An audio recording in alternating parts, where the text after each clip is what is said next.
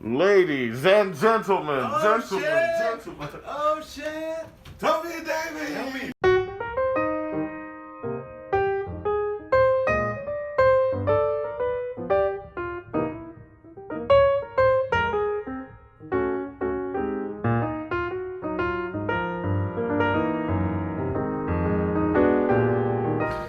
So it didn't really matter. What do you mean? Yeah, it didn't really matter. I didn't hit record then, no. But those things always go at the beginning of the videos. Yeah.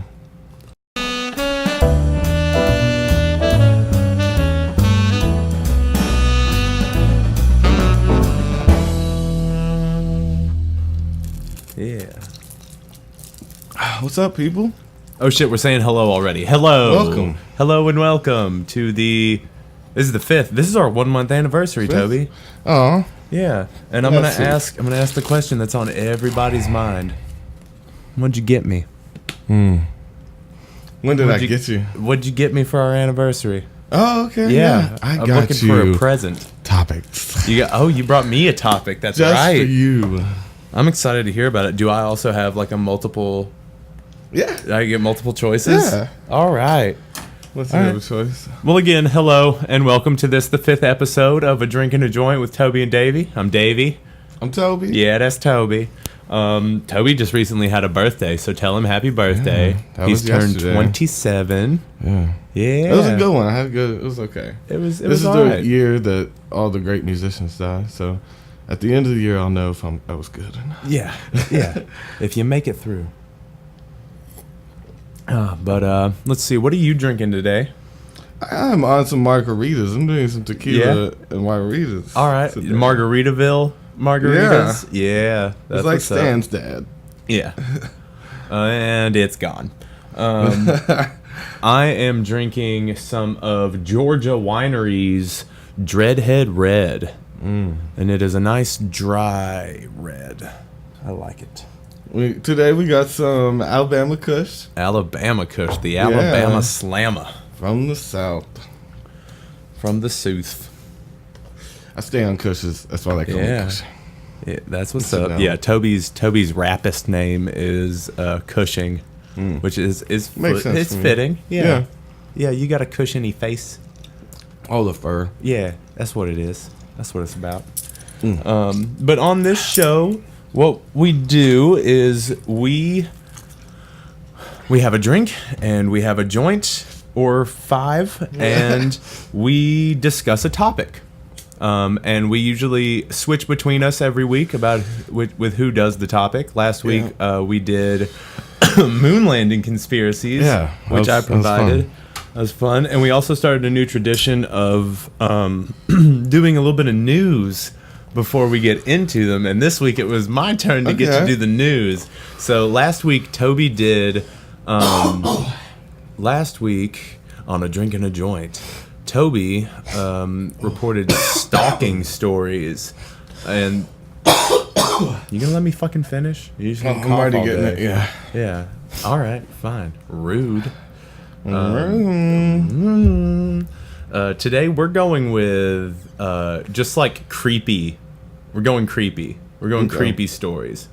Like mysterious, kind of creepy, or like yes. Okay. And also just like fucking creepy. Yeah. This first one is called The Westfield Watcher. Okay. Are you familiar with that? No, I'm not. I'm excited. Right. A family in Westfield, New Jersey, fled from their $1.3 million home after receiving horrifying letters from someone called The Watcher. The Watcher claimed to have been tasked with watching the house, and he reportedly asked the former owners to bring him young blood. Oh. The family had 3 children, and they were referenced in the letters. Quote unquote, I am pleased to know your names now, and the name of the young blood you have brought to me, one letter said. Another asked, have they found what is hidden in the walls yet? In time they will. The news story broke this summer when the family sued the former inhabitants of the house for not telling them about it. Yeah. So they were like, you owe me money, because what the fuck? Yeah. You that's not like a haunted house. That's a fucking that's somebody, real person that's going to fuck with you. A little bit different. Would you like to hear what's in the letters? Yeah. Here's some stuff from the letters. According to the lawsuit, the Watcher began their correspondence with the Broadduses, That was the family that was living there. In a letter dated June 4th, 2014. Oh, that was a bad... Yeah. Excuse. A key theme appears to be the Watcher's familial connection to the house. So, like, his family has been Watchers of that house. Which, like, what is up with that house? In what way? What do you, like, watching over the house, but not Watcher. letting anyone move? And they didn't own the house. Yeah. So what the fuck is that? Why are you watching over someone else's house? Right. Like, it's maybe it's like a lineage of people, like, trying to keep what's in the house there, or trying to feed what's in I don't know. It's weird. They said you'd find what's in the walls, right? Yeah. Let's see. The house has been the subject of my family for decades. So this is what's in the letters. He said that. I have been put in charge of watching and waiting for its second coming. The house's second coming. My grandfather watched the house in the 1920s, and my father watched in the 1960s. It is now my time. In the same letter, he said he threatened the plaintiffs and their children. He's like, now they have it to flaunt it, they pay the price. I guess talking about the girls. And also, bad move. You don't want to make 657 Boulevard unhappy. And I asked the Woods, the previous owners, to bring me young blood. Once I know their names, I will call to them and draw them to me. What the fuck? And then he asked the couple in the letter, why are you here? I will find out. And do you need to fill the house with young blood as I requested? And then you've got the second and third letters, which is the following passages purportedly appeared in two letters dated June 18th and July 18th of 2014. It is not precisely clear which passages appeared in which letters. We've listed them in order. So here we go. Have they found what is in the walls yet? In time they will. I am pleased to know that your names now and the name of the young blood you have brought to me. Have you found all the secrets it holds? Will the young bloods play in the basement? Who has the bedrooms facing the street? I'll know as soon as you move in. It will help me to know who is in which bedroom. Then I can plan better. All of the windows and doors in 657 Boulevard allow me to watch you and track you as you move through the house. Who am I? I am the Watcher and have been in control of 657 Boulevard for the better part of 2 decades now. The Woods family turned it over to you as it was their time to move on, and so kindly sold it when I asked them to. Oh. See, that doesn't make sense either. So he thinks he found these new people and he got them there for their children. So it seems like he kind of orchestrated this family moving in. Yeah. Which is like, and got the other ones out. You have changed it and made it so fancy. The house cries for the past and what used to be in the time when I roamed its halls, when I ran from room to room, imagining the life with the rich occupants there. This is just the dude that lost the house to the bank. You think so? Yeah. And now I watch and wait for the day when the young blood will be mine again. It's like, why? But why with young blood? Where's that coming from? Yeah. That's some old ancient creepy shit. That young blood shit. Because they sacrifice virgins and kids and shit. Mm-hmm. You know, so that's always been a part of it. Something about new, fresh blood. Yeah. And then the last correspondence they got was stop changing it and let it alone. And that was the last one? Yeah. Huh. And yeah, then what? Like he was like, good job. Yep. You did. I finished my message. Well, they left. Remember, they moved out and sued the other family. And were like, what the fuck is this? Is this your fucking kid doing this? It's crazy. Yeah. All right, that's that one. And now we're gonna talk about the girl in the water tank. That one was never solved. No, it's still going on. They're still trying to figure everything out. These are mysteries, Toby. It's like, dude, but he's watching through the windows all the time. He can't be too far. Like even, right. I mean, with a binoculars, you think that they could just like but walk around and knock on doors and be like, "Let me see your handwriting." Yeah, he's got to be like within sight of the house, right? So, shit. You'd think. Catching my fan. Now we're gonna talk about the girl in the water tank. This is Eliza Lamb. Have you heard of that? Have you heard of Eliza Lamb? Okay. I don't think so. Well, good. Go on. Eliza Lamb's death is both creepy and deeply sad. The 21-year-old Canadian tourist body was found floating in the water tank of a Los Angeles hotel after being up there for 19 days. Yes. You know who I'm talking about? Yeah. Dude, it's so fucked up.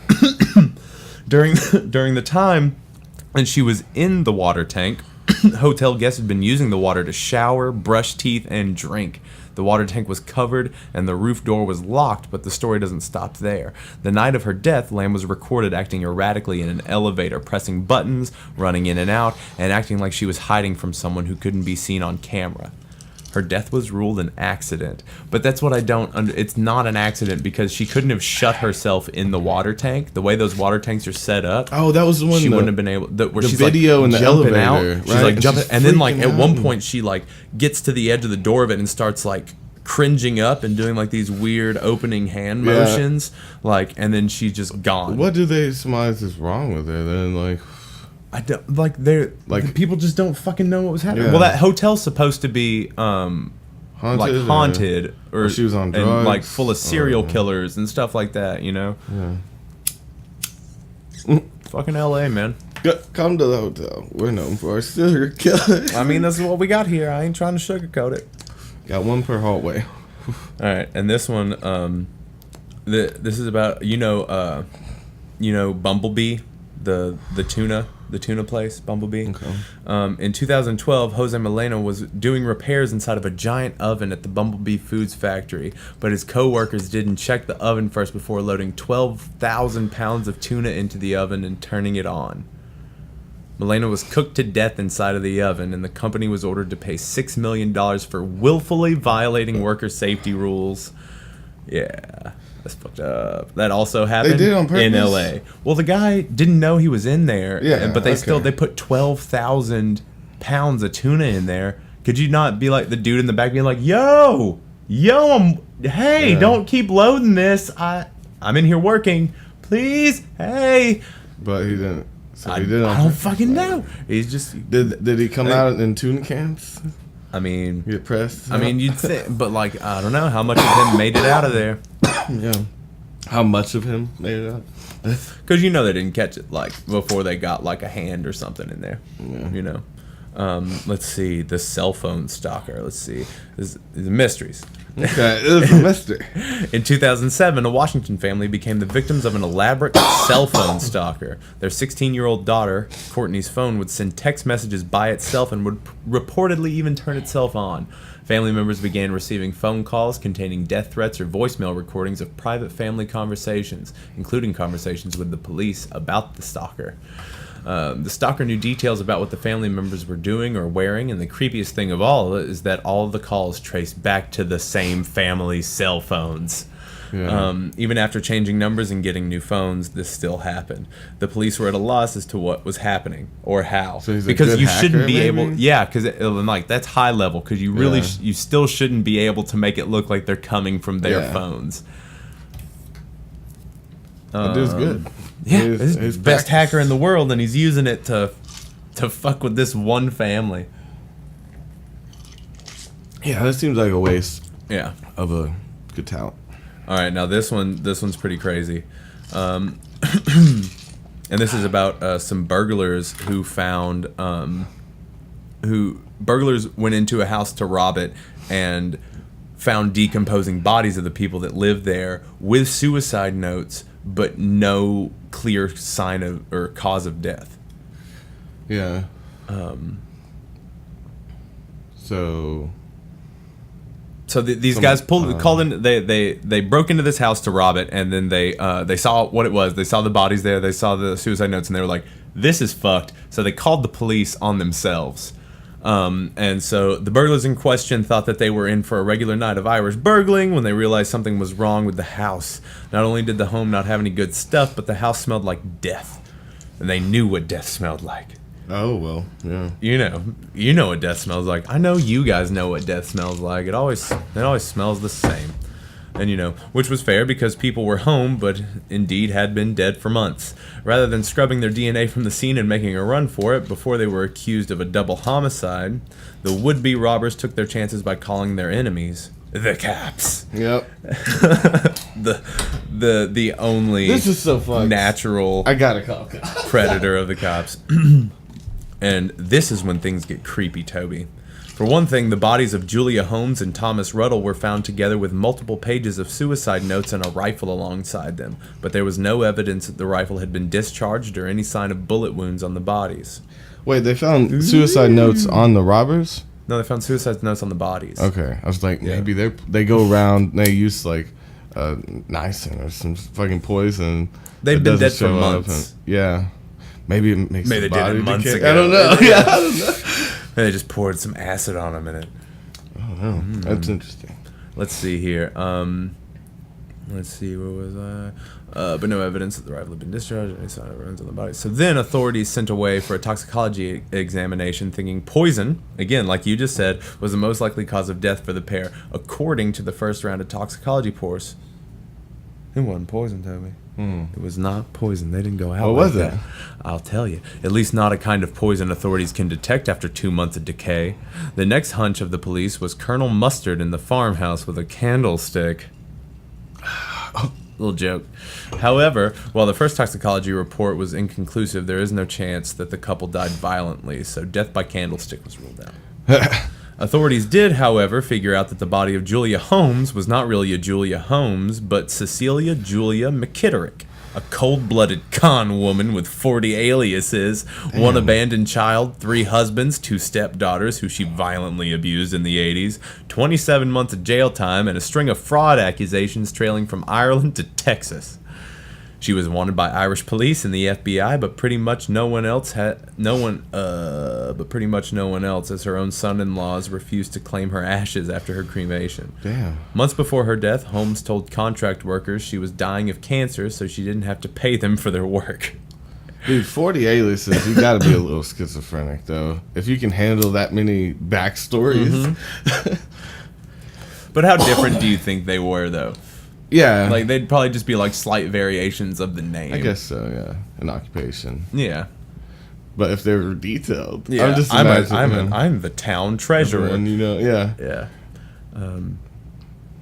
Let's see. A few years before that, she told people she was pregnant at age 59. We're guessing no one listened to her until after her death, when they found a gravestone on the family plot for the treasured baby daughter of Thomas and Julie Ruddle, dated 2011.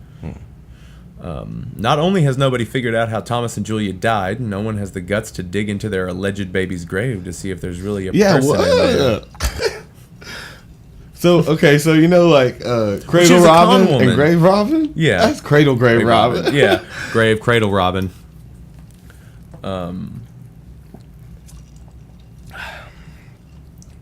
right, and this is the last one, and this is about some ceramic lawn statues stalking a family. Oh, I like that. Yeah. Let's see, yeah, this family is from California, and they found out the hard way about these fucking gnomes. I well, believe they're like that's different gnomes, animals, yeah. the different like fucking ceramic animals. The family stepped out one morning into the Southern California sun to discover they had a couple new yard companions, a group of ceramic garden statues. At first, they dismissed them as a harmless prank perpetrated by the town's cutest hooligans. Yeah. It's like, oh, some kids. Yeah. Yeah. But then they kept coming. This is a neighbor that wanted them to move out. Maybe. From July to August, over 50 statues turned up, ranging from garden gnomes to lions and bunnies. Not all of them were in good condition. Many were broken and chipped, seeking safety of their own, with their own kind in what they could only assume was a refuge for lawn statues. Yeah. By the time the homeowners contacted the sheriff, there were dozens of statues around their house, some of them facing the front door as if the family's mother said they were plotting against us. Yeah. Oddly enough, this isn't the only occasion of garden gnome pack mentality. In Plymouth, England, one woman awoke to find that there were 100 green garden gnomes camped in her front yard. Yeah. Yeah. Do you know about that society that they like redeem garden gnomes? There's like a society of people that go steal garden gnomes and let them free, and they take pictures all over the world and send them to the family. Yeah, of them freeing the garden gnomes. Yeah. That's so weird. How? Like, what does that mean though? Freeing the garden gnomes? They're supposed to be magical creatures, right? Mm-hmm. Like that only move when you don't look at them. But somebody somebody You know? made that garden gnome. It's not like it's a gnome that just like Pinocchio was made, and he turned into a real boy. Yeah, so if you just make something that basic shape. No, you have to believe and have the spirit inside you. You know what? What does that mean? Okay, so you can. thing. Yeah, I mean, I understand. I know the song, Toby. We bring things to life all the time with that song. I don't know. So what do you question? You should know better than anybody. Oh man. You really think garden gnomes start frolicking about? I have an inkling that they might. They might. I don't know. Do you want your multiple questions? Yeah, ready? I guess we're ready for it. That was the news this week, guys. Hope you liked it. Yeah, most of that was from like a Cracked article. Dude, I like Cracked. Yeah, they're good. All right, so let's see. You ready? Mm-hmm. Who wants to be a millionaire? Oh shit. Okay, All I do. right. Tell me. All right, so Tell me. do you think A, Walt Disney, Nazi frozen in space? Wait. What's the question? No, the question is what's the theme? Oh, okay. Remember, I asked you the same question. Okay, so Walt Disney, Nazi frozen in space, or the inventor of your childhood dreams? They could be all the same person. I don't know. B, Yo Gabba Gabba. Oh, that was just one. Yeah. Okay. Yeah. Okay, so B, Yo Gabba Gabba, or Go Grab a Childa. Okay. Yeah. Okay, so C, Muppets. Did they cause 9/11? Oh shit. And D, a look into theme park hierarchies. Look into theme park hierarchies. Now that one seems the most real out of all Because these. it's but you could have just blown up and juiced up the Walt Disney one to throw me off. And you could. And Yo Gabba Gabba is a crazy show. Do I get a lifeline? Can we start implementing what does that mean? lifelines? Is that what was the lifeline? Is that when A you call lifeline someone? was like I could call a friend, I could get a 50-50, or Okay, all right. What's a 50-50? Heck, just give me a yeah. Are you gonna call them back? Yeah, We can implement that later. It's like you call in a friend. well, or give me 50-50. Tell me which No, take out two wrong ones. Just guess. Eeny, meeny, miny, C. See, Muppets, did they cause 9/11? Yeah. It's right and wrong. It's wrong, okay. Because it's E, the one that wasn't there. All of the above. You should have known. It's all of the above? It was me. You should have known. Okay. I love that answer. And I always wished all the above would have been on Millionaire. Okay, so I'm always going And to I pick brought all it the on above. there. You didn't even give me an all of the above. Damn. That's why it's a secret. How do all of these things It's a come together? secret. Holy shit. So the theme, how they all come together, is kid conspiracies. Oh, these are kid conspiracies. Yeah, these are like... That wasn't a choice. I know, it was E. Oh my god, you set me up. You set me That's up to what it fail. is. I had to get it in there once, so okay. I had to get in all the you above. bearded I've always trickster. wanted it. So okay, I'll start with Yo Gabba Gabba. Okay, have you ever seen it before? That's the. Yo, Gabba Gabba. It's these guys. If you need a picture. Oh reference. yeah, yep. Okay. Yes, you've got your guy that looks like Richard Ayoade, kind of like leading the Yeah. band. DJ Lance is his name. DJ Lance. He's a DJ, and he lives in this void, and has these characters that he pulls out of a box. They're all in the box, and he allows them to come out and puts them back in. He plays with them in this little house. Out of their box. Okay. So anyway, so pocket dimension, crazy creatures that he wills to life with his imagination. Yeah. So he's basically like the proxy of a child in the show. So he's like you in the show. I so suppose, he's like, yeah. And playing with your toys is Yeah. what it's kind of seemingly. Speaking of, so at the beginning of the show, DJ Lance pulls each of the characters out of the case, and they immediately spring to life. We're supposed to believe it's a result of the power of magic, but wouldn't anyone be thrilled to get out of a box? At the end of the show, when DJ Lance decides they've been out long enough, the characters beg and plead not to go back in the box. But it's too late. These are the rules, and this is how things work around here. Sure, it's a cute kids show, but it's almost exactly the same plot of the 2009 horror movie The Collector. Oh, when he would keep people in and let them out. Yeah. So first thing, Broby, he's the green guy. Broby? Yeah, Broby. Okay. He knows absolutely nothing. In the birthday episode, we learned that Broby is 3.5 years old. A child should have an extensive vocabulary, ability to run and jump, and should recognize most numbers and letters. And he knows almost nothing. He's asked if he knows the features of his face, and he has no idea. And at year 1 or so, they learn their own face and facial features. And he constantly gets confused about basic tasks, that should be simple to a kid that age, but not to a kid that had been kidnapped. Wouldn't have developed as early. So these are dark. Are they all dark? I don't know. Okay, so they all horribly disfigured. It shows a lot of people coming in and other guests coming in and being like, and being afraid. Oh, really? Yeah. So it's they look fucked up, and then they get to know them and they see that they're just a kid. So these are Yeah, it's very strange. Okay, so like Jack Black came on one and he did that. He's was disgusted by him and didn't want to talk to him and was talking to DJ Lance these kids are and then he realized they were normal. And so that that kind of brings up the question of why people see them as disfigured, why people see them as odd. So they are just supposed to be children. Yeah, they're just kids, But again, why do people see them like that? The next character is Plex. He's a robot, and he's considered magic. It's clear that he's the oldest of the group. He can do mental tasks like pick up pine cones and collect them from trees, and he knows the answers to things quicker than the others. And it would make sense that the other kids would look up to the oldest, smartest one as a robot that could do anything, because he had developed enough before he got kidnapped that he would, be able to keep up. And he always brings celebrities on.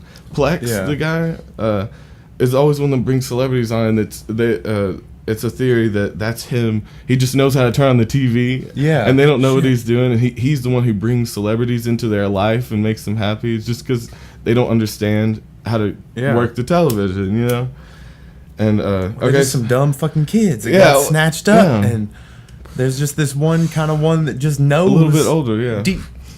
Oh man, there's Gooble.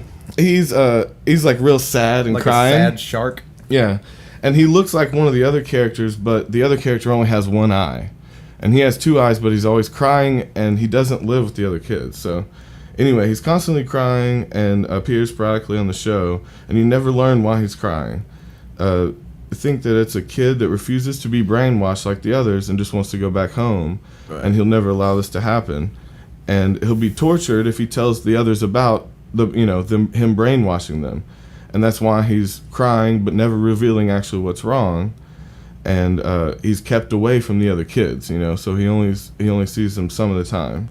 And he's very similar to another character, Muno, but that's the one without the eye. So again, he'd be scared to being tortured if he did anything wrong. And it seems so funny. So anyway, the last one is they know nothing beyond their tiny living area. See, he's in the void, right? And he's just got a table and he's got 4 rooms that they're allowed to be in. And so there's 4 small areas that make up Gabba Land, as you see above. Each area is somewhat small in size, and together would make up enough space for a large house, right? This is the whole world that these characters know. And all you can see is an empty void beyond the table. And this is because the children aren't allowed to leave the house, so they have no idea or can even imagine what would be outside of the land they know. And allows them out in a designated area to play, and then when he feels like they should, and back in their cages when he feels like they've had enough time. After 30 minutes a day. Yeah. 30 minutes a day is all. The last one, you're a monster, DJ Lance. Just let those kids go home. But that was Yo Gabba Gabba, yo grab a kid, or yo grab a kid. It's such a, I don't know. That was good. That was a pretty interesting one. Damn. That's crazy though. I know. What do you think about that one? I enjoy that one. That's really interesting about. Oh man, I really just like the juxtaposition of it also being just actual children that he's kidnapped.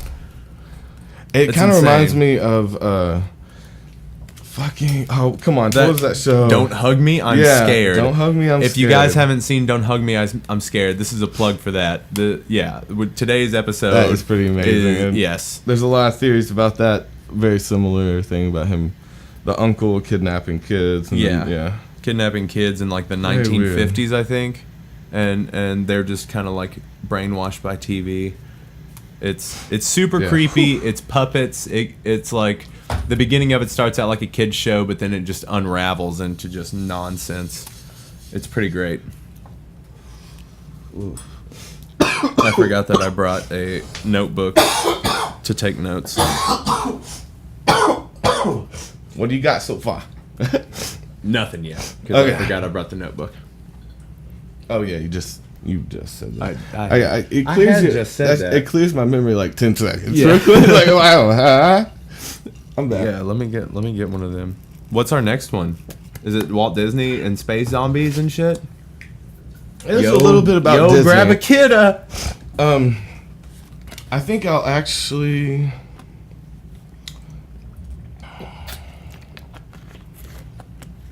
Yeah. A little bit about Walt Disney and a little bit about the parks and. A little bit about the parks. I grew up going to Disney like every year. Yeah, see, that's crazy. His dad is obsessed with Disneyland. They love Disney World. It's your dad. Yeah. You can't say they. It's your dad. Yeah, my mom probably is not. She hates it. Yeah. But, yeah, so I grew up just going to these parks and, seeing them, being, mesmerized. What was the craziest thing that... I remember going back and tripping at one point. We need to do that soon. We need to take the girls. Yeah. We need to take the girls to Disney World. I don't know if you'll want to. No, it's not that bad. No, I just don't want to be taken to Disneyland jail. Yes. All right, so I'm going to start out with... I'm starting out positive and 9 conspiracy theories that have been proven false to kind of get those out of the way. One is the obvious first one, that his body is cryogenically frozen and somewhere on the grounds of Disneyland. So I just want to run through these and kind of touch on the fact that they've been proven wrong. They've been talked to the family. They've let people in with cameras and into the other areas of Disney and things like that. And absolutely no proof whatsoever. And let's see, he created Mickey Mouse by himself. Right. Another one. He took credit, right? Yeah, he did, and it was taken from Oswald bastard. the Lucky Rabbit. Was the original one, and he had taken that from another writer, another caricaturist. There's a theory that he is hidden in the Haunted Mansion ride. Oh, his skeleton? Or like a hologram ghost. Yeah, that he comes out and he's been in there and he's in the back, and that's not him. That's just someone. That's just a regular person, but it's just created into a theory, Another one's about where he's born. They thought he was born in Illinois. Oh my God! And he was born in Chicago, in fact. These are quick. These are just getting out of the way so we can talk, Chicago, the land of the windy city, isn't it? The windy gospel choir enamel. Yeah.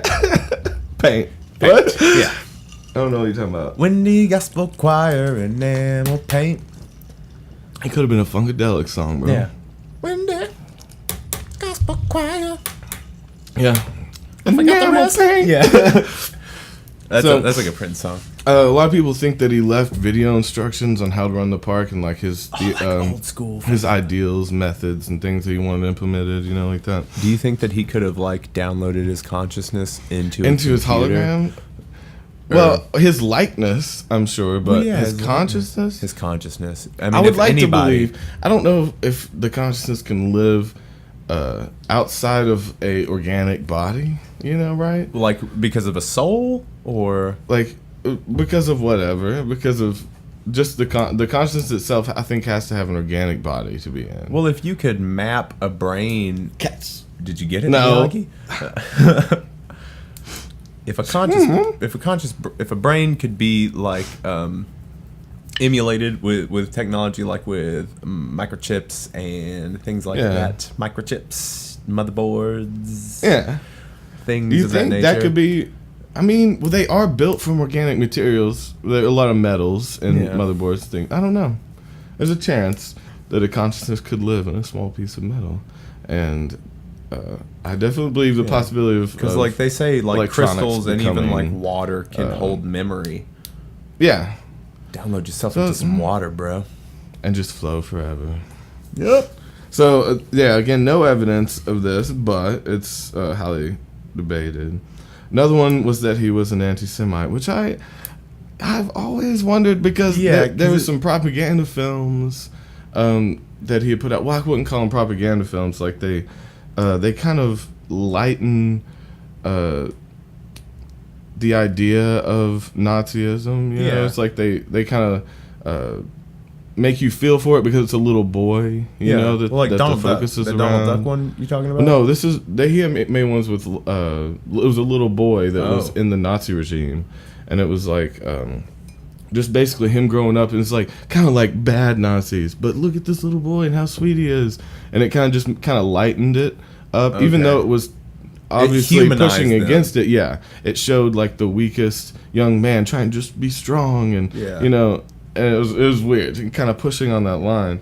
But again, no real proof of that. He worked with a lot of Jewish people, and a lot of people came out and said that there were anti-Semites working in the corporation, but there were Jewish people as well. So I don't think he was necessarily. Wow. Like, and there'll be further proof of that later.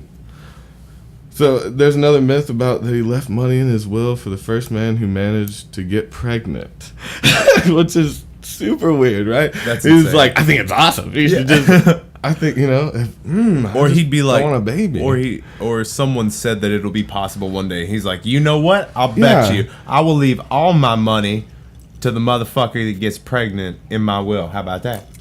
You Jewish bastard. Oh, yeah. Bleep that out. And no, it was double. No, I didn't say that. Well, no, Disney said that's what I'm saying on TV when he was there. Yeah, but no, and I do wonder that because he made up the term Imagineer, right? And like he was an imaginative engineer, I guess is what he's saying. He loved the future, you know. He loved making wild accusations about the future, and he loved investing in technologies. Well, because like Epcot Center and like all that. Oh jazz. That's Futureland, Tomorrowland. I think it's called. Yeah. Tomorrow Place. Next weekers. Next weekers. That's pretty good. And see, the last couple is that this is what your life will be like on in the other next side. 2 weeks. Oh yeah, they only can see a week or two. They're clairvoyant. It's like you just kind of like slightly fatter. So they think the Walt Disney writing, because they named it a Waltograph, the Disney writing, you know. Yeah. And that's not his handwriting. So people just make that shit up. Yeah, it's just that's a hobby. Oh, you talking about the Walt? Yeah, the like D crazy letter. I kind of do my D's like. I think that's a sick D right there. Yeah. Let me see that D. It's kind of like my backwards G a little bit with that line. Okay, and do that. Yeah. So I used to do them like that, like a. That's pretty cool. Like that, but I do them like this now, which I think is cooler. Do them like that and like this and like that. Oh, I throw that nice little, and then you got the G in there. Bam. Okay. That's good. Yeah, that line through is kind of like it. Yeah. But again, that was not based on him. That was based on a different writer. Whoa! That was the thunder. Bring in the thunder. Okay. Okay. Chocolate thunder. All right, so now I'm gonna keep on Walt Disney for a second. Yeah, let's do it. Keep on trucking. And these are 17 true facts about Walt Disney and his parks. Give me.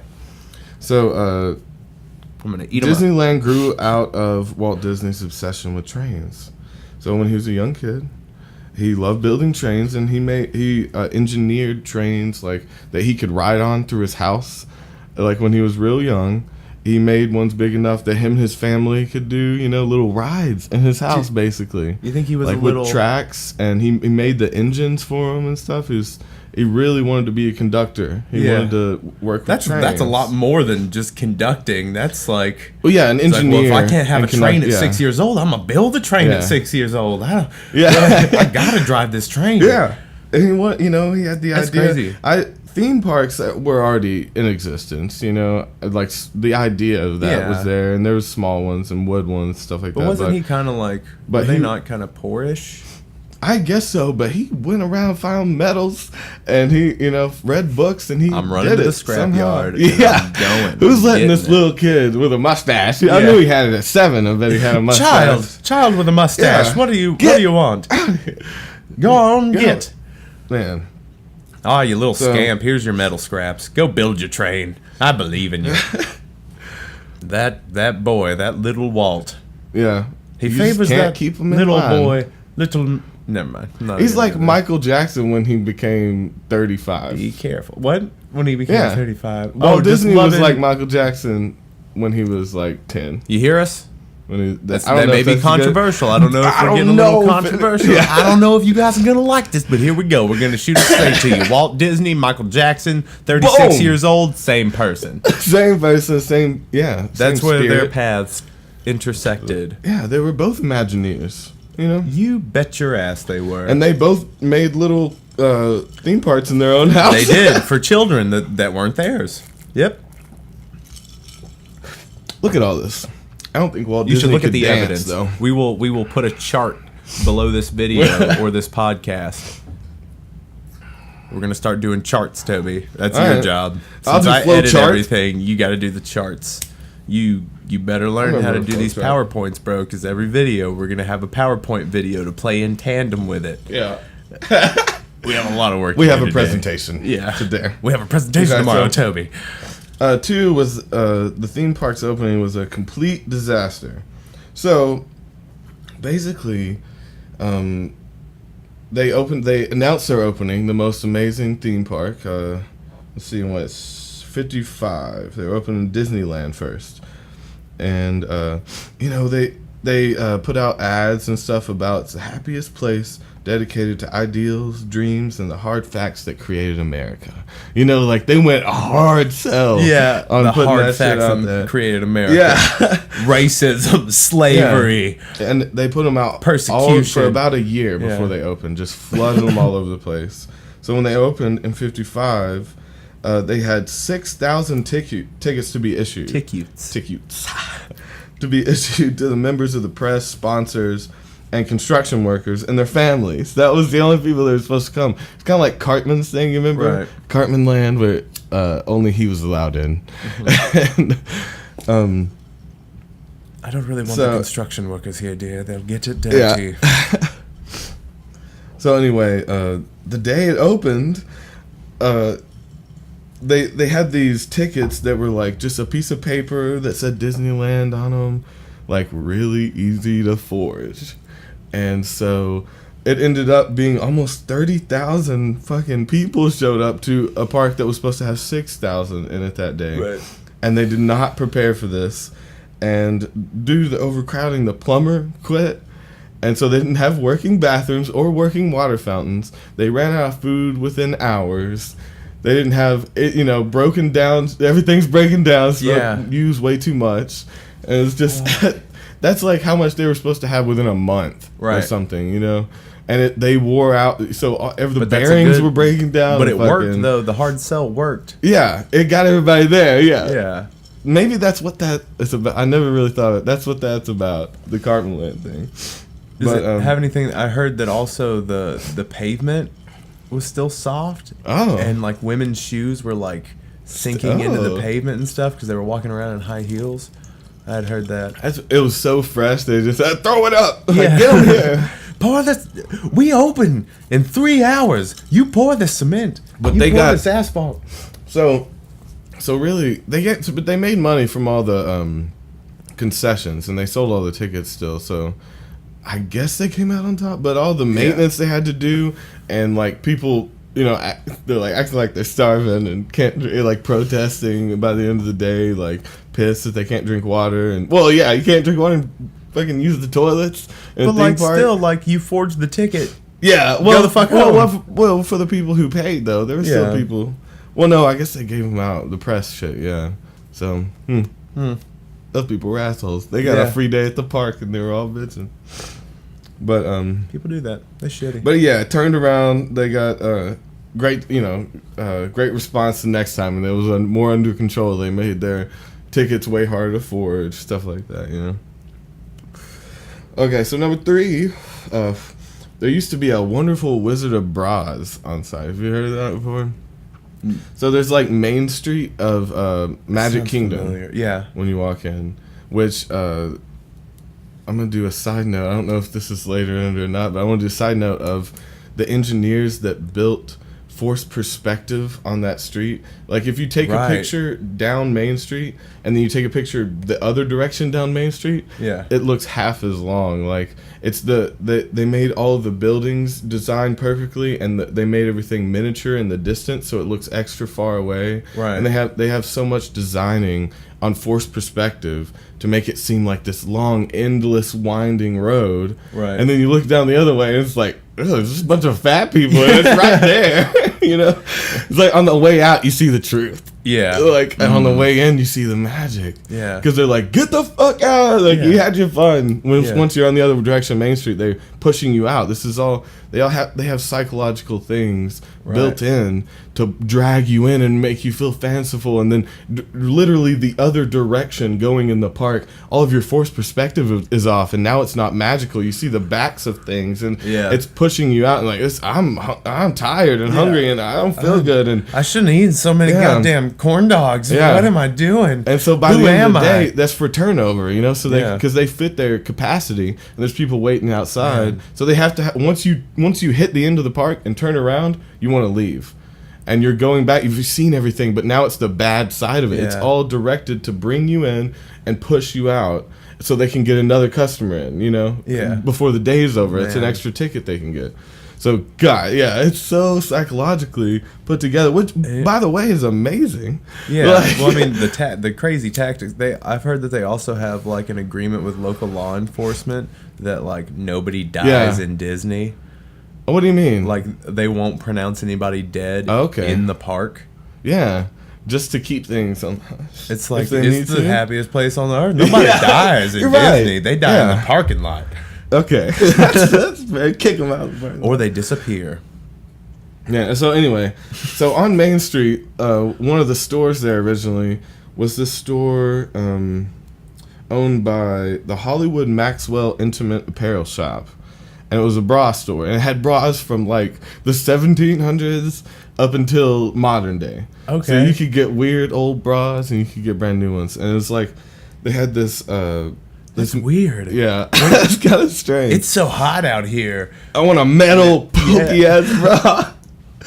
I don't really get my that. favorite shop, the Wizard of Braz. Yeah, every 13-year-old boy's favorite shop. Rolling up. But in the back, bubble pipe. They had the Wizard of Braz was actually a man with a big long beard. It was like something they used from something else. Yeah. And so it was like this old like prospector looking dude with a big like short with a big long white beard, and they dress him up in fucking stockings and bras with tits and like looked freaky as fuck. And he talked to you when he entered. They had like 6 or 7 phrases that it would say when you walked in. Do you want to do them in the old prospector voice? Do you have them? I don't have them. Okay.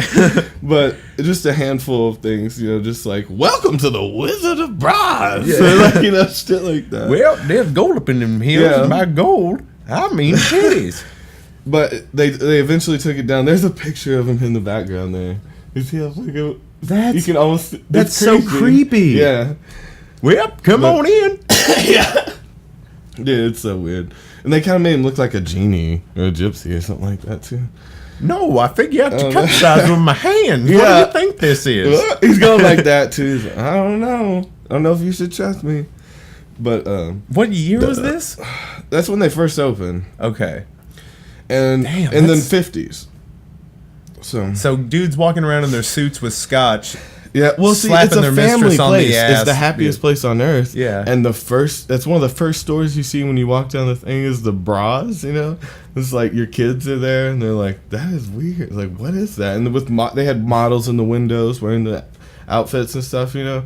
Kind of weird. Yeah. Especially for the time, being a family place. To Right. put that, they must have paid Disney a ton of money. Super uncouth Disney. Yeah. No, he must have got Not a couple very- suitcases full Yeah, and was not like, very "Yo, you can be on the front G-rated." street." Like, I don't know. That is very weird. I'm gonna cover my head. Vita Coco is not a sponsor. You just said it though. That was counterintuitive for sure. Yeah. Oh man, that shit is weird to me though. I can't even get past looking at that robot. Yeah. So a weird thing about it too, the next one was that Disney hated beards, which is weird that the wizard had. He's like, man, again, you paying me so much money, I guess he can have a beard. But he was renowned the for beard like, makes it work. The beard is what sells the Wizard Yeah. of Bras. Like, and with if he's got a little pussy pencil Yeah, mustache I don't know like what you, it is. Walt. Maybe- Ain't nobody going in there to it's buy. more family friendly because it's not a woman. Yeah. I guess that doesn't make sense. But. No. So with No, it's a man in drag. It's fine. yeah.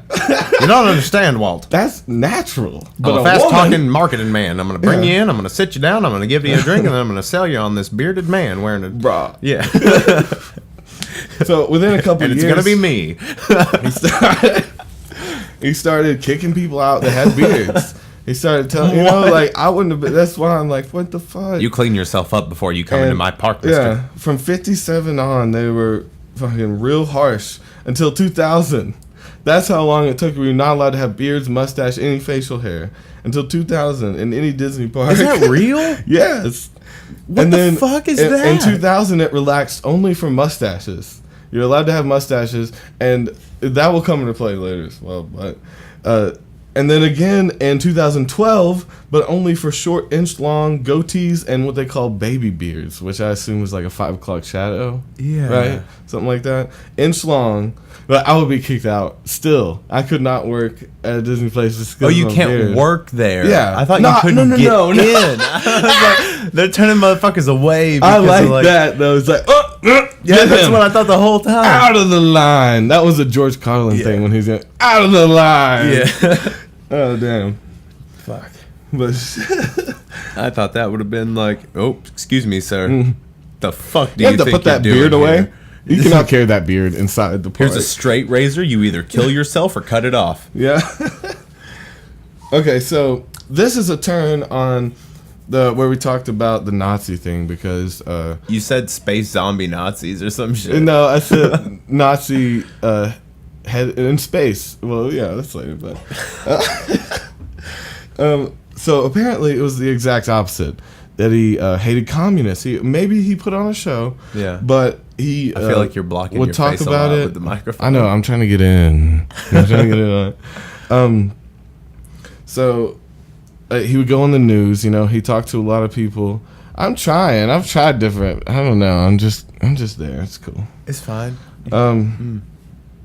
So anyway, he'd go on the news a lot. He'd publicly talk about how much he hated what Germany was doing, that kind of shit. You know, again, putting out films that were kind of odd, Yeah. and misleading. The Donald Duck one's weird. Yeah, Have you seen that one where he's a I know what Nazi? you're talking about. Yeah, but anyway, he was after that he started like getting in on it, like the see something say something kind of thing.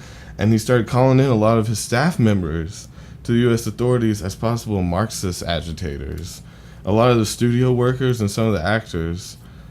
And they, launched a strike against him and things like that, like for communism Right. or whatever. But yeah. During the whole Red Scare and all that jazz. yeah. But okay, so let's see. It started in 1947. The Un-American Activities Committee. And they were working to weed out disloyal U.S. citizens, and he only turned them in on 2 conditions, on the grounds that they had no religion, and 2 that they had spent a considerable time at the Moscow Art Theater studying direction or something. That was a direct quote from Walt Disney. They had no religion. and they spent considerable time at the Moscow Art Theater studying direction or something. Do you see this? Studying the ideals of Marxism. But I think that's crazy. Fuck, like Walt. that's like your neighbor is like, well, he's got a beard and he don't speak my language, so he's gotta be a terrorist. We have a Terry living next door. Help. But see that there's also a lot of dispute about him being friends with a lot of communists, and he was friends with the Soviet Union's Nikita Khrushchev. And she would make a visit, or he or she, I'm not sure, it doesn't say.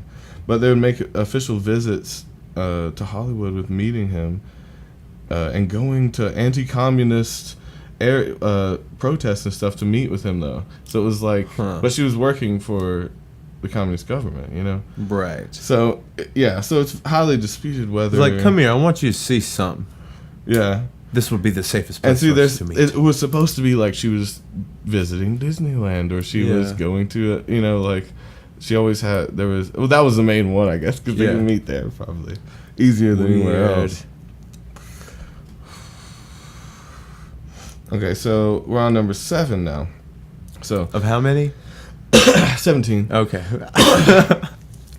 This is a hefty one. I'll just let you bang those out. Or are no, the other two? We're gonna thick. Or are the other two shorter?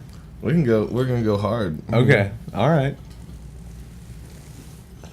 I'm gonna go 2-party. You getting tired? Yeah. No, I'm not getting tired. We going for a 2 hour? We going for 2 hours a day? Yeah. All right. Let's do it.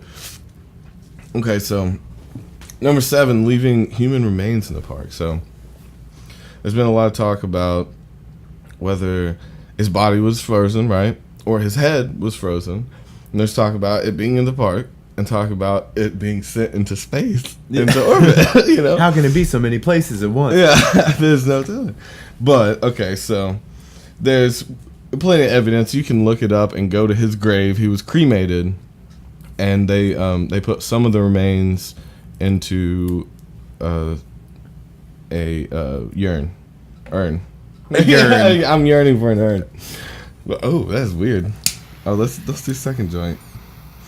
But so anyway, but there's spectators that saw people around the time of his death and later that weren't supposed to be in where they were, saw people that worked there putting weird powders into some of the water rides, and you know, there started a lot of speculation that maybe that was part of his remains, that's what they did with the other part that wasn't put in the urine, and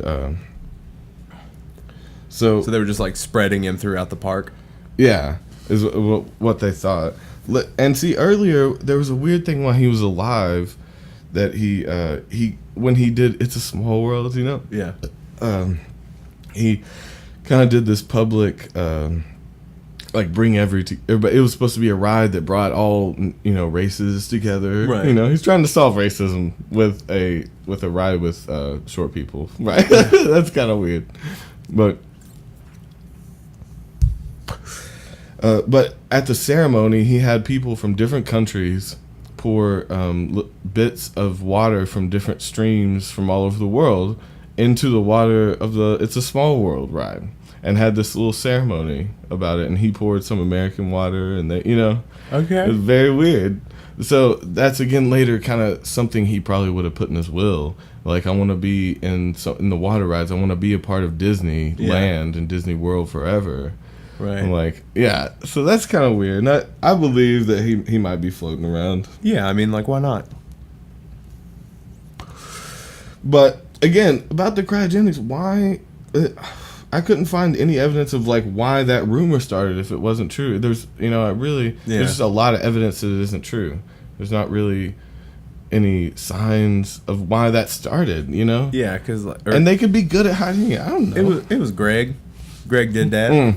I know Greg that started that. Steve. Fucking Steve. So, Oh, I got it right here. Wait.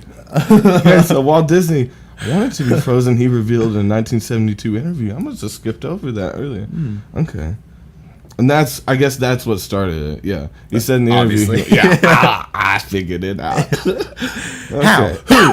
Why would he have done it? How did it even start? Oh, wait. Okay, and see, 2 weeks later after he said that, we actually froze the first man for cryogenics. So, Yeah. do you know what happened to him? No. I hope he know, probably died. No, probably dead. he's back. He's back. I mean, he's he may have had a kicking. disease that we haven't fixed yet, and they're like, Okay. man, why wake him up? He'll be Yeah. pissed. Yeah. Like, But who? Like, is it weird to be like put in charge of the dude, the first dude who was frozen, and just be like, man, I know we're supposed to. He's probably dead. yeah. Like. Okay, so next about a top secret club inside of Disney World. Yep. And I don't know about this one. he designed it, but it didn't get fully opened until after his death. And, you know, there's like cocktails, a 5-star restaurant, celebrities, you know, Elton John would hang out there and shit. It's called Club 33. It was opened in 1967, and it's located inside the resort's New Orleans Square. Membership is $12,000 a year at the time. You know, that's a shit ton. Don't you have to now. be invited? I'm sure. Yeah. On top of a $25,000 initiation fee, there's a 15-year waiting list. Yeah. So it opened 6 months after his death, and yeah, he never got to see it. How many of those reservations do you think Charlie Sheen has? Yeah. I eat at Club 33. Yeah, every night. I love Disney shit. It's like I want Belle's ass in my face every night. Beauty and the Beast. So another thing about the kind of magical manipulation of it, and there was an American Dad episode about it when they went into the theme park and she baked cookies. So It's this guy Bob McCarthy. He developed a device known as the Smellitzer, and it's a series of vents and atomizer-like sprays to ensure that guests will be exposed to the right scent. So it's different scents for different themes of areas, you know, like that. So like Main Street. There's baked cookies. That's where they got that. Okay. That is a real thing. They have a fake smell of cookies just in the air. Main Street is so magical in Magic Kingdom. Yeah. You walk in.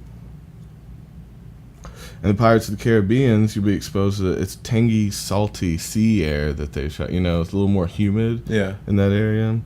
Very weird. You know, they're trying to create atmosphere. I get that out.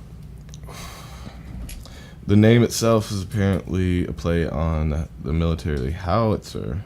Rather than launching shells, the Smellitzer launches smells. Load the no, I'm having a block. Oh, I'm stoned. Oh no. Oh fuck. Oh, here's that thing about the yeah. So when he poured that water, it was 16 different countries. Yeah. And from the 7 seas and 9 major lagoons. So they went. So he had a map of lagoons. That. Yeah. A secret map. And also Pepsi stopped sponsoring them after that. And they switched to Bank of America. They sponsored individual rides. They would open them up and they'd be a magical thing. Now it's just like, new ride, fuck you. Yeah. It's like, it would just be the ceremony. We're just going to put another name on it. Yeah. Fuck yourself. Oh, that's crazy. Okay, so... Load up the cinnamon roll mortar. Yeah. That's where I wanted to go. I'm sorry. That was so hard. Okay, so another weird thing that's mentioned a lot, I see, about cats and geese. So there's a ton of cats and geese, like walking between the alleys and all around and inside Disney World and Disney. Are they animatronics? Disneyland. This one's Disneyland. Okay. And no, they're real. They're real animals, and they're flooding the place. And there's like there's a lot of it was said that in the 70s they had a group of cats that they trained to stay out of the eye of the customer. So they were trained to roam the alleys behind and kill mice. Right. And there was a family of them, and they were never tended to and lost for a long period of time. So it's theorized that is 5 generations of cats fucking each other, and there's like hundreds of thousands of all cats these now. Inbred cats. You see a bunch, but I don't know if you see that many. But there's no telling how many are there because again, well, the original you said hundreds of thousands of cats. I don't know. That's my guess. I'm like, they are Tell me running goes Disney big or World goes now. home. Yeah, and there's no going home. So No. but God, anyway, so the cats and the geese, there's no reason for them. A lot of people think they're part of the park, but they kill them and try to take them out all the time, and there's tons of them. You and they just see attack a sniper customers up on top of like I guess when it's Cinderella's closed, castle. they wait till oh man, A child sees shit the is head funny. of a goose explode, yeah. and then Oh, he man. loves So, it because our children are just. Now it says I ran through a bunch of them actually. Now we're just 17. Oh, we're there already? Yeah, I was reading them without Yeah. naming them out loud. Alright. Yeah. So this is another thing. So another thing now. This is another thing. This I is was the trying- last yeah, thing. This is the Another thing. thing related to the magic of Disney, right? Okay, so there's 2 Magic or there's sorcery. they're paint shades they have set up again in different direction, like different angles of the housing that you Yeah. can see. There are different paint shades depending on which way you're walking on streets. Again, to like pull you in, forced push you out. shadows and things like No, can be a they're darker painted hue. different colors. Oh. And they're in directions of the way you're walking. And secondly, there are certain colors that are meant to tell you no in Disney. So anything painted gray or green, they called it go away green or no see 'em gray. And that's what Club 33 is painted. Yeah. Are those colors too. The park is set up to lure you into certain areas to spend money to go in, turn around, and want to get the fuck out. Yeah. And just kind of leading you, with the smells and with the colors and the forced perception and like Right. they're really controlling what you do in there without you knowing it. But anyway, yeah, I think that's crazy about the colors. I've heard that about like Taco Bell. Yeah. That they used colors that were very abrasive and made you want to hurry, eat, and leave again for Yeah. turnover. And that shit is weird. So they as pick a fuck. shitty color scheme to be like, oh, I don't want to be in here. I'm going to eat these awful tacos and feel gross and Yeah. just go. In between, I'm doing dance in between. You're doing dabs and reading, which is not like something you do. You don't do dabs and Yeah. grab a book. You Have a good dab and read. Yeah, dab and read is going to be our new series. This is the theme song for Dab and Read. Yep. Perfect. There's a little. I just had a little one. I'm just gonna have just a little guy. I'm gonna have just a little dab, and then just a little nap, and then I'll wake up and finish the rest.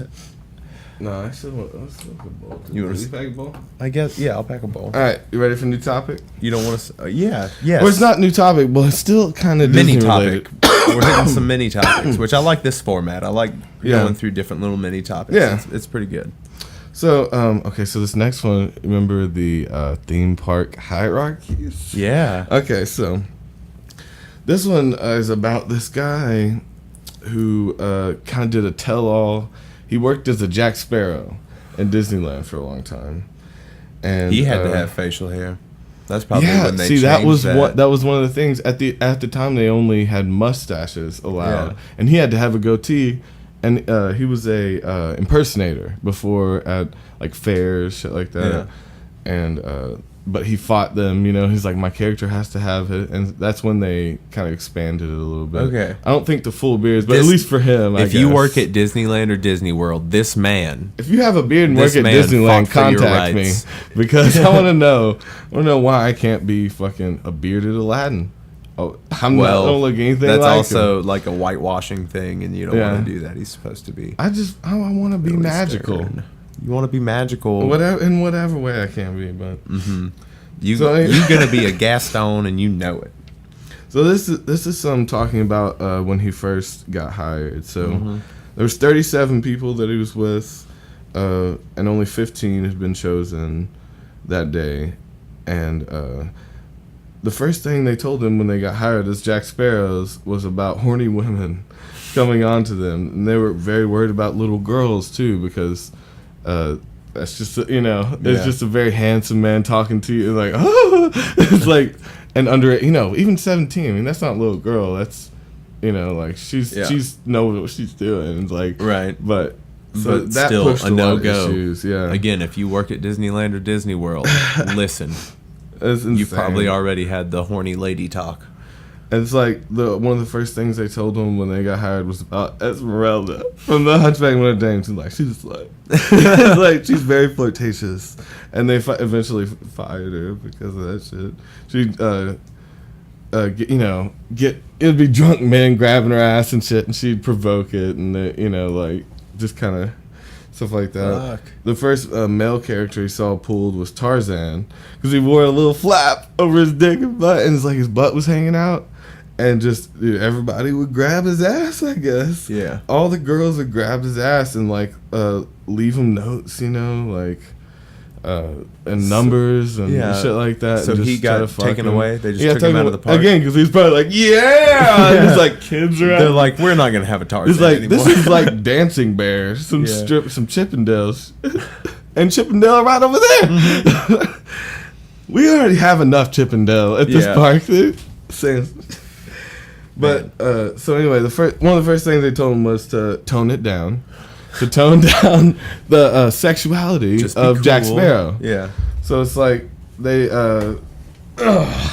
Anyway, he related it to acting like Jack, like Keith Richards. Yeah. He's like, you should don't be flirtatious. See women as trouble. And as far as the alcohol goes, don't even mention drinking. And he's like, but the song, there's a song in it that's all about drinking and about rum and stuff like that. And, so he broke the rules a little bit. He would say, he would say rum. He would sing the actual song and stuff. And, so yeah, there's a mustache thing. He's talking about that. Mm-hmm. And we don't need to know about that. We talked about that. He got the goatee. He fought for your rights. You gotta go on. And little things like he had a MySpace page as Jack Sparrow that they wouldn't let him keep, and he wasn't allowed to dress up as Jack Sparrow at certain places if he was making money. That was the thing. If he did it for money, he wasn't allowed to. And if he was in the park without a suit on, he wasn't allowed to say, "I'm Jack Sparrow." He was allowed to say, "I'm friends with Jack Sparrow." That's what they told him to say. I thought that was very weird. Well, yeah, they have a way that they have to conduct themselves to keep the magic alive. I just said.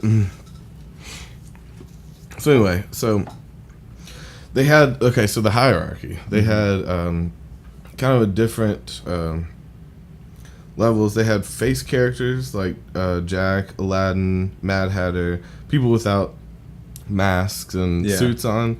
And then they had fuzzies, and then they had vendors and security guards. They got Vin Diesels. Like that. Vin Diesels. They got Vin Diesels. They got Vin Diesels. Don't even start on Vin Diesels. Get me that egg in a vest. Oh man. So anyway, the hierarchy was like, it didn't care. They didn't matter about your background. If you were hot, basically, you'd stand in a line. If you were hot, they'd pick you for a face character, and you were a manager. Like, it didn't matter your background. You were allowed to yell at everybody in the park. The face characters were over all the vendors, all of the, everybody but the upper management. Okay. So like the more attractive you are, so like your Jasmine's and like they were allowed to bitch at everybody. The fuck are you doing? These hot dogs are supposed to be cooked at 300 degrees. Yeah. And they get people fired because they could directly contact upper management. So if they didn't like your fucking hot dogs that day. Do you want me to call Scott? It's just fucked up. And then the fuzzies, I guess, were a little bit lower than them. Dude, they were a little bit uglier. So funny to watch like an Aladdin give a Goofy some shit. Yeah. The fuck are you thinking, Chad? Yeah. Oh god. Dude, I can't believe that shit. So if you were a little bit uglier, they threw in some fucking costume. It's like, You know, you were still allowed to bitch at the hot dog guy, but you weren't allowed to bitch at anybody else. It's like, well, gosh, I wish you would have cooked this a little bit better. And so, that was an awful goofy. I'm sorry. And then the lowest ones, I guess Kiss my ass. And it's fucked up to think like that. It's like you're ugly, so you run the hot dogs. Yeah. It's like you're hot, you're on stage, and you get to bitch at everybody. You got the guy that should have been playing Quasimodo. Dude, you know there was some hot dog vendors that had management experience. Yeah. You know there was some that they could have had in a bigger position, but fuck, you know. Well, but Jonathan had to work at Disney. Royalty, you know, like everywhere they went. Inside the park, because they let them have hotels that were close to the park. That were Disney hotels, so it's like they live there, and they have these. You know about the underground. You know about the Disney jail and stuff. That's sketchy real. Tunnels. And there's a lot. They say the Lion King theme. That is literally their statement. The Lion King soundtrack is playing on repeat in Disney jail. So you're like sitting there. I'd be down with that. I'd do it though. I'd love that soundtrack. I'd be fine with it. It's something like that's creepy though. Disney jail, especially when it gets to be prepared. They don't do any. I guess they keep you there. They say if you're a kid, they call your parents, and if you're an adult, they contact someone to meet you at the park and take you away. Yeah, but apparently, but also there's some cool shit about the underground parts of Disney because there's tons of tunnels. There's warehouses. There are pharmacies. There are ERs inside of Disney. And some of them underground and some of them are in those fake houses. There's some like stores, and there's some stores that are a huge building on top and they just look funny and fun. And some of those are ERs and emergency places for the community. There's a pharmacy for drugs. There's a shopping place for them underground. The warehouse is underground where they call it like a shopping place for the people that work there. Yeah, like with like damaged goods and stuff from Disney, real cheap. Okay. And stuff like that. And there's like living quarters really close to all the places. So like they live their entire lives there. Like they live all day inside of Disney in the world of magic. So like that leads, he starts talking about like, it's like the day that because they're fucking hot and they're making a lot of money and everybody's fucking. So it's like the day like Aladdin and Jasmine would have some beef, and then Jasmine would have a fucking breakdown and they'd have to write her out of the script like on the spot. Like they'd be like, no, she's not, she's fucking freaking out. Like do something. It's like, Jasmine is in here. They had to make up some shit a lot when people had problems, and they'd have to schedule backups because they couldn't replace these people. They went through so many people to find the people that looked exactly like they would look in real life. Yeah. And so all their backups kind of were fucked. They didn't look good. They didn't look real. And the kids want to see the real thing. They want them to be you don't want your princesses to be like, I want to be you. It's like they wanted them to be, the fucking Jersey Shore of the fuck. There's the Hollywood of the Disney world, And so they couldn't replace them. They couldn't fire them. So they had to listen to whatever they fucking said, and they had to fire whoever they said. And they'd take them out of the script, put in a backup, and then she'd be back in 2 days, no matter what. Right. It's like she has to be. There's no one else that could do it. So it's like these kind of like tenure teachers. They could do whatever the fuck they wanted because they looked the part. Yeah. And they just it's so crazy. Do you think they make good money? At the time, I don't know about now. Yeah. But I mean, people go to school for mascots and shit. Now they have a Disney school to train you to be a mascot now. But at those times, it was just whoever was the hottest. It was a lot of actors that got the parts, I suppose, just before the skits and stuff. But the Jack dude would get like all these drunk women it's like, I'll give you a blowjob on your break, like here's my number, call me. It's like, don't look when my husband's looking. It's like, and he got a girl that's like 18 yesterday. They gave him his room number. He would get underage girls. Like there's some just borderline okay. But see, that's exactly what they warned him about that. That's gonna be a thing that happens. So dude, that's insane. Let me scroll down. That reminds me of the time, like in LA when we'd be on Hollywood Boulevard and we'd see all the impersonators hanging out together. Yeah. Like, so you'd have this string of like Johnny Depp impersonators that were all just different Johnny Depps in different movies. Like you'd have the one guy that was just supposed to be Johnny Depp, but then you'd have like a Mad Hatter. You'd have the Jack Sparrow. You'd have like who else? The Willy Wonka. And Edward Scissorhands. Edward Scissorhands. Yeah, you'd have those, and then all the Michael Jacksons from different eras would hang out together. I didn't like the different eras of Michael Jackson's. Like, he could have been there that many times. In one place. I guess the same thing about Johnny Depp. It's just like, I just saw 70s Michael Jackson down there, and I'm already at White Woman Michael Jackson from 2001. I don't know why. Time machines. Next subject. Time machines. Yeah? No. Fuck. Oh. So, I'm gonna close out real long. So we're on to Muppets. Muppets. Did they cause 9/11? I'm gonna say that's so okay. That's pushing kind of a throw. It's kind of a throw off from it's a funny kind of conspiracy. Yeah. But it made me think about some things. They didn't come. Whatever. But still, it made me think about a few interesting things I liked. So. All right. So let's see here. I had a sip of your water.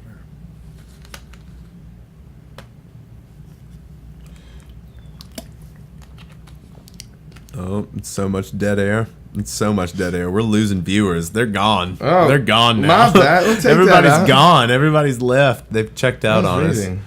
Oh man, Toby, you've ruined us. We Well, can't damn. ever make podcasts again. That was just like a dab break, but I wasn't dabbing. Yeah, but there was nothing. It was dead air. They What click were you away. doing? They're so fickle. I was having a sip because my mouth was quite dry. All right. Well, edit that out. Let it go. Oh man, I'm gonna have to do some heavy editing. Here we go. All right. So to begin, Kermit the Frog, Dick. What do you think about Kermit the Frog, bro?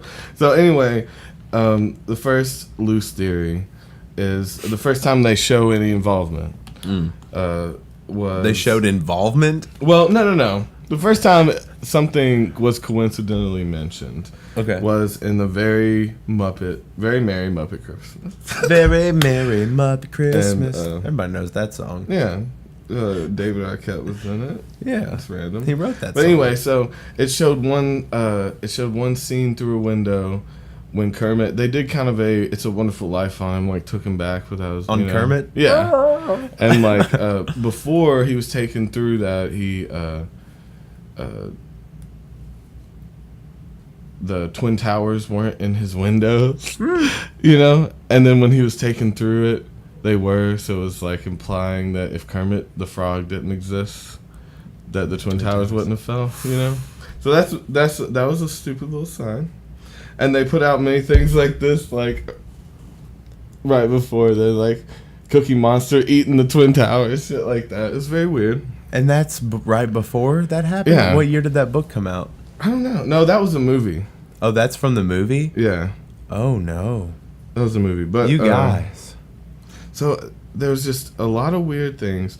There was Bert. You remember Bert and Ernie from Sesame Street?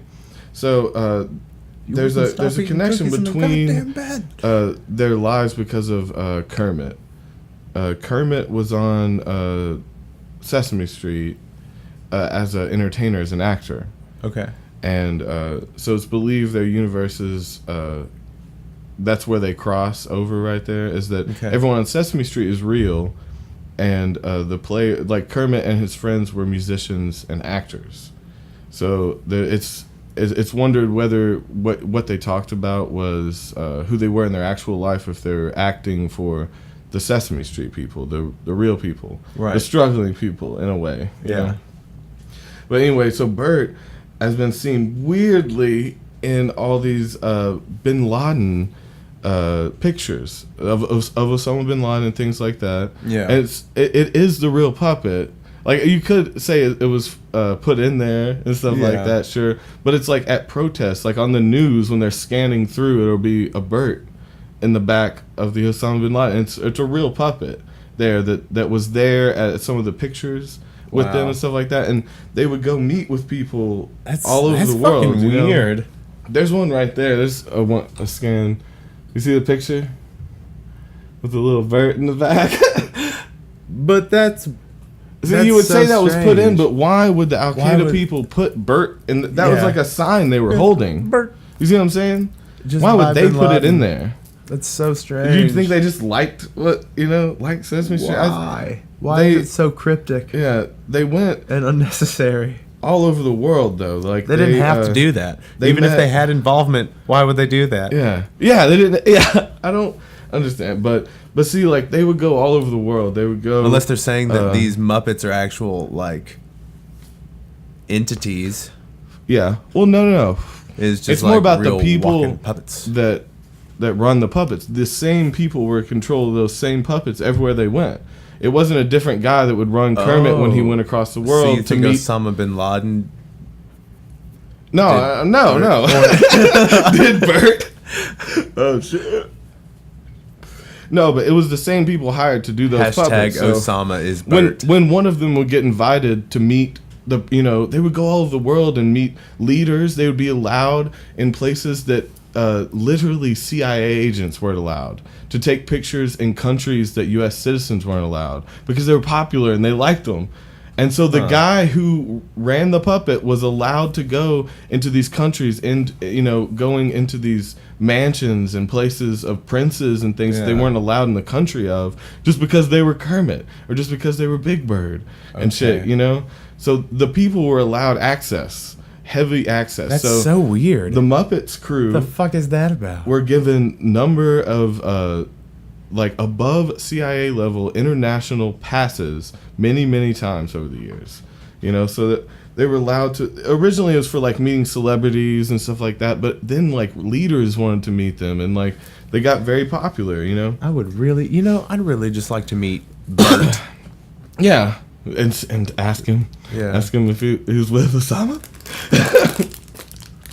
Okay, so another thing about Elmo's father, the guy who ran Elmo's father. So this one's just weird. So, right during a war. During a war. Right during the war. I don't know. I'm going loose on it.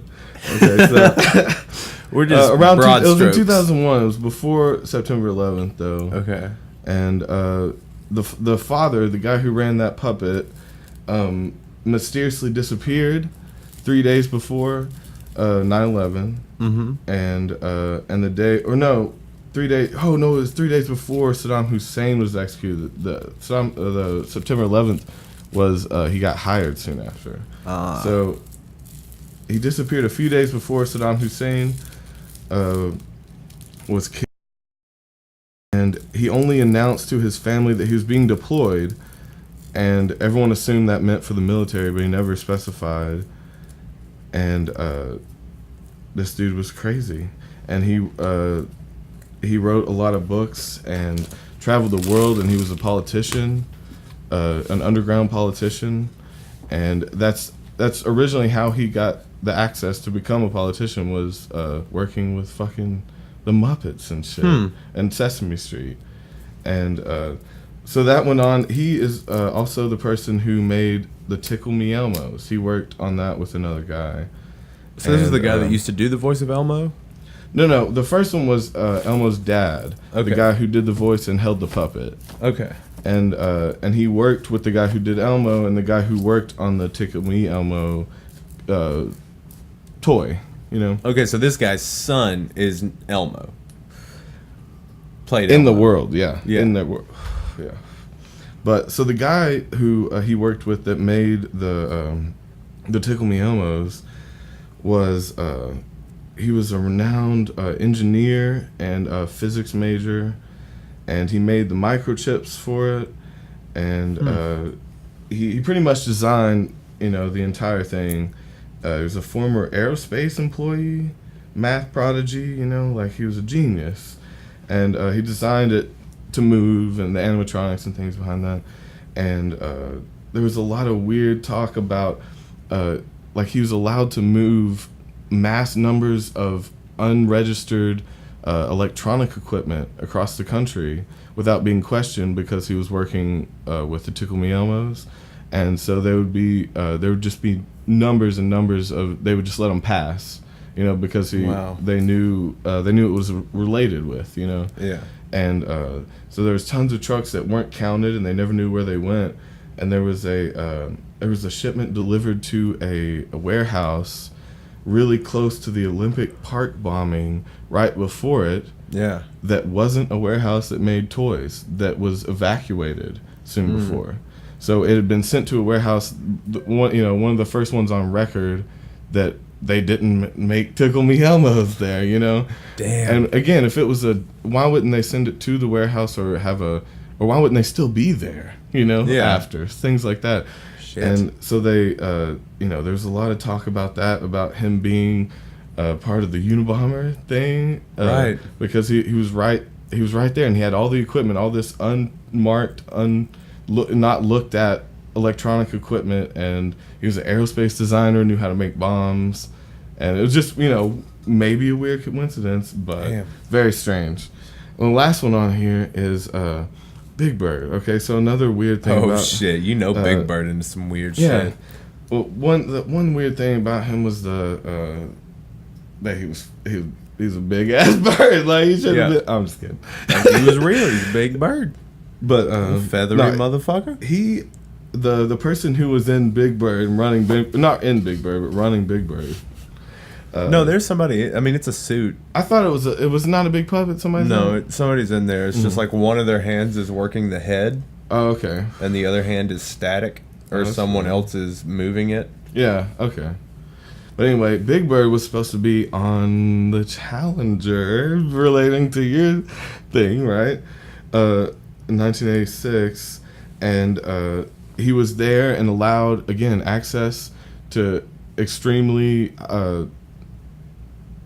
top secret places on NASA's area, and they announced that he was going with them, was there for days before. They let him stay there, that he was there for days before, and at the last minute, the day of, they decided that he was too tall to ride the Challenger, and that it would be problematic for his suit to be in there, because they're trying to do publicity stunt kind of thing, and they said he was too tall to ride in it, and then boom! Yeah. Right? So you think that he crossed some wires? I don't know. No, I don't know. I'll show you too tall.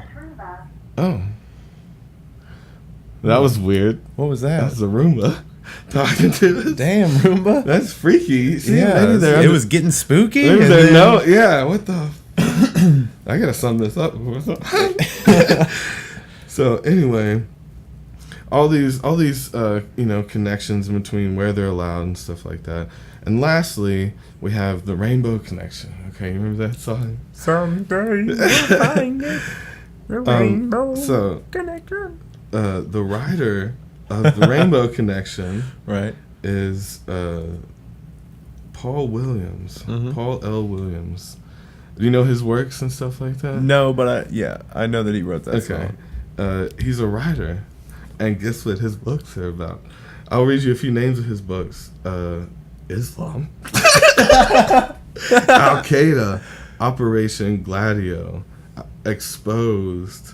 Like, I read through just a tiny bit of them, and they're radicalist theory books and things like that. And there's people have just found connections in between his songs and Bible verses and things like that. They match up to the beginning of Genesis. Yeah, the way he's writing, and it's not even coded out. It's just like stupid translate. It's just a simplistic translation of a few verses. And guess what the last verse ends on? What? Genesis 9/11. The end of the Rainbow Connection. Yeah. Okay. And so he was a radicalist Islam that worked with a lot of people that worked with the Muppets and the Sesame worked Street. Closely with Jim Henson, right? They were engineers. They were aerospace designers. They were fucking geniuses running these stupid puppets allowed into places that the CIA couldn't get to at some very strange times. Crazy. Crazy. There it is. That's Damn. my kids' conspiracies. I've been waiting to talk about it all week with you, Dave. Nice.